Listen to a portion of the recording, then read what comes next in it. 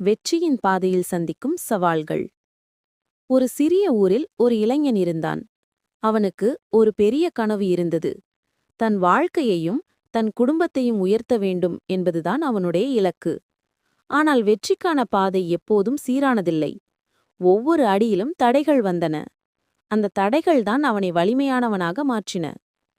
பணம் குறைவின் சவால் அவனுடைய முதல் தடையாக வந்தது. கனவுகள் பெரியதாக இருந்தாலும் கையில் காசில்லை. வெற்றியடைய ஆசை இருந்தாலும் ஆரம்பிக்க பணம் இல்லை.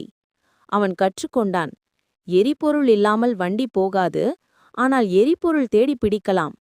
அவன் சிறு சிறு வேலைகளை செய்து பணம் சேமிக்க ஆரம்பித்தான். அவனுடைய கனவுக்காக திட்டமிட்டான், பொறுமையோடு முன்னேறினான்.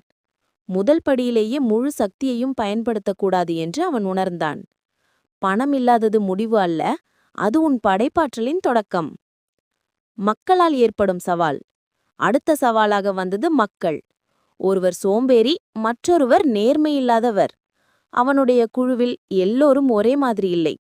ஆனால் புத்திசாலித்தனமானவன் பிரச்சினைக்கே கவனம் செலுத்தவில்லை. அவன் ஒவ்வொருவரின் பலத்தை பார்த்தான். கிளர்ச்சியான நண்பனை சிந்தனை பிரிவில் வைத்தான். மெதுவாக செயல்படுபவரை முடிவு பணிகளில் வைத்தான். அவன் உணர்ந்தான், ஒவ்வொரு மனிதனுக்கும் ஒரு இடம் இருக்கிறது. சரியாக வைத்தால் ஒவ்வொருவரும் ஒரு பலமாக மாறுவார்கள். மக்கள் உன் கனவை உடைக்கலாம், ஆனால் நீ நல்ல தலைவராக இருந்தால் அதே மக்கள் உன் கனவை கட்டுவார்கள்.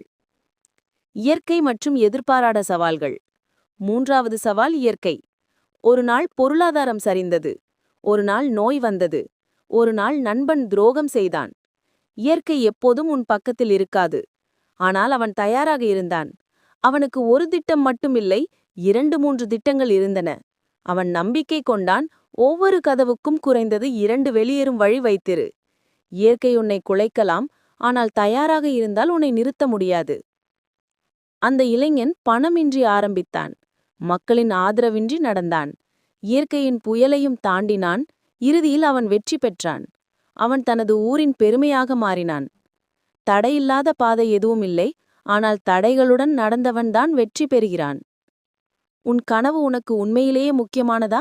அப்படியானால் தடைகள் வந்தாலே ஓடாதே. அவை முடிவல்ல, அவை ஒரு இடைவேளை மட்டுமே. வெற்றியின் பாதையில் பணமில்லாமலும் இருக்கலாம், மக்கள் ஆதரவில்லாமலும் இருக்கலாம், இயற்கை சாதகமில்லாமலும் இருக்கலாம். ஆனால் உன் கதை முடிவடையாது, நீ முடிக்காமல் விடாதவரை. பெரிய கனவு காண், கடினமாக போராடு, மீண்டும் எழு. இது உன் வெற்றி கதையாகலாம்.